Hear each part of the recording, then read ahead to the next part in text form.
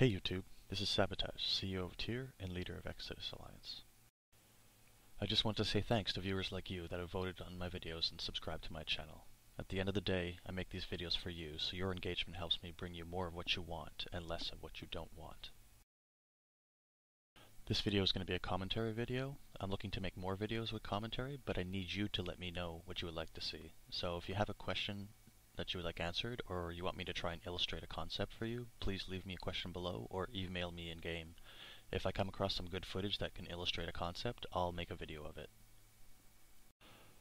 This is a video on surviving a warp into waiting targets, such as ones waiting for you in a Plex. You wouldn't really want to use this maneuver on gate, as it is usually safer just to jump through and try to reapproach and then burn off when you're not in immediate scram and web range. So, I mean, this situation doesn't always apply, but in the situations where you are warping into a target that is stationary and he's waiting for you to come to him at 0, like this, these are a couple good rules of thumb to follow. Here's the situation in this video. I'm dual boxing a Malediction and an Ishtar. 3 Maledictions from my fleet, including me, have tackled a Myrmidon, an Astarte, and an Armageddon in a Plex. I land on the Plex in my Ishtar and I do a quick check of the situation. I'm alone here on the gate, and inside are 3 interceptors that the enemy ships are having a hard time hitting. Inside is a Myrmidon, an Astarte, and an Armageddon. All of these ships are battle cruisers, and I'm in a heavy assault cruiser, so in general, because I'm a smaller ship class, I should be faster than them. So I weigh the risk of attempting the maneuver, and I decide to go for it. My interceptors can't hold them forever. I'll show you the maneuver once at full speed with voice comms from the actual engagement, and then after that I'll slow it down a bit and go over what I did exactly. Aaron, if you can get right on me, I'll kill those drones, but that's all I can do. If you're an Interceptor, you can set your orbit to 34,000 and orbit the Geddon, and you're out of his new range, but you'll slip. I've been scram web. Let's see if I slip it. Temporary slip of the web. Holy shit. Nice. Muted out though. I'm gonna come and fucking. Oh, Astarte's taking good damage. He's fucking. He's not. He's got like. It's me. What the fuck? Yeah, right. Sorry, it's my drones. He's not buffer. I'm coming back for point, but I'm gonna get muted.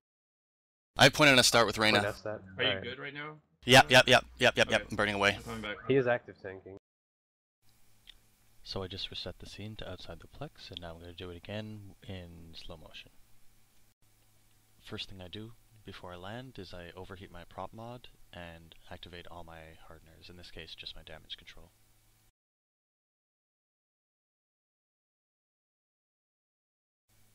As I land in the Plex, you can see that I spin my camera around a bit.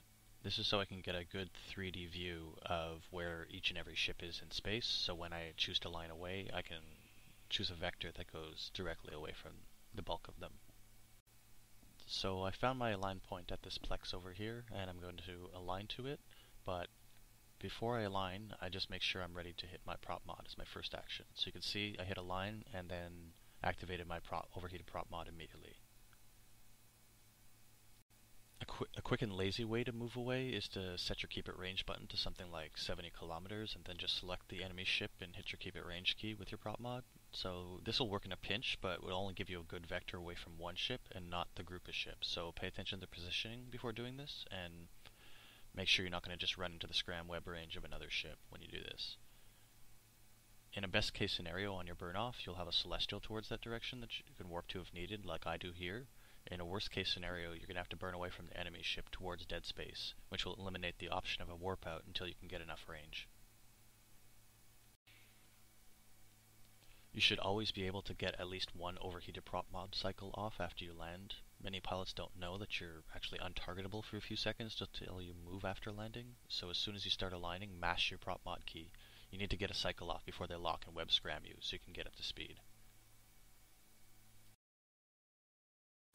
I always bind my prop mod to F1 so I can develop a muscle memory clicking it back on. You might want to consider using a certain key for your prop mod and sticking to it on every ship. Once you get that first prop mod cycle off after burning, get prepared to hit it again, or hit it repeatedly. You can do other things in the time until you need to hit your prop mod again, but you need to be close to spamming it. As soon as you drift out of scram range, you need to activate your prop mod immediately before you do anything else. Your window of survival is getting your prop mod off before you get scrammed again, or before a newt takes all your cap, so you can't use it again. So you can see that this Astarte is trying to chase me down. I get neuted out by the Armageddon, and I'm dead in the water, and the Astarte is chasing me, and he's about to catch me, but I keep spamming my prop mod, and I just get enough cap to activate my prop mod again and get to speed before the Astarte can close enough range on me.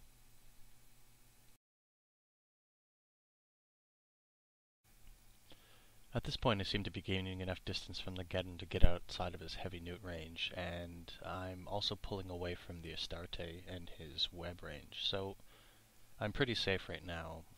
The major danger to my ship was actually when I first warped in the Plex.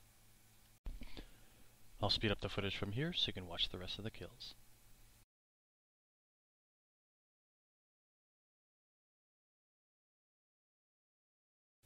As I mentioned earlier, I'm looking to you for help in creating my next commentary video. Send me a message through YouTube or in-game with your questions or what you would like to see a PvP video of.